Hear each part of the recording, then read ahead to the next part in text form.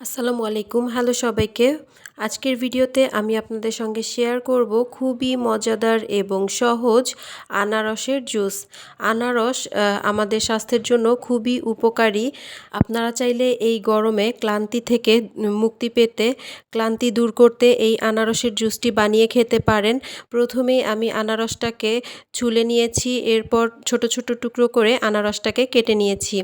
এরপর আমি এখানে আনারস নিয়েছি। আপনারা কতটুকু জুস বানাতে চান তার উপরে নির্ভর করে নিয়ে নেবেন। আমি এখানে প্রায় 1.5 কাপের মতো আনারস নিয়েছি। এরপর আমি এর মধ্যে পানি অ্যাড করেছি, সেই সঙ্গে অ্যাড করেছি লেবুর রস, চিনি এবং বিট লবণ। এরপর সব কিছুকে ব্লেন্ডারে খুব ভালোভাবে ব্লেন্ড করে নিচ্ছি। আমি এখানে খুব কম পরিমাণে পানি ব্যবহার করেছি ব্লেন্ড করার জন্য। এরপর যখন ব্লেন্ড করা হয়ে গিয়েছে তখন আমি এর সঙ্গে আরও কিছুটা পানি অ্যাড করেছি।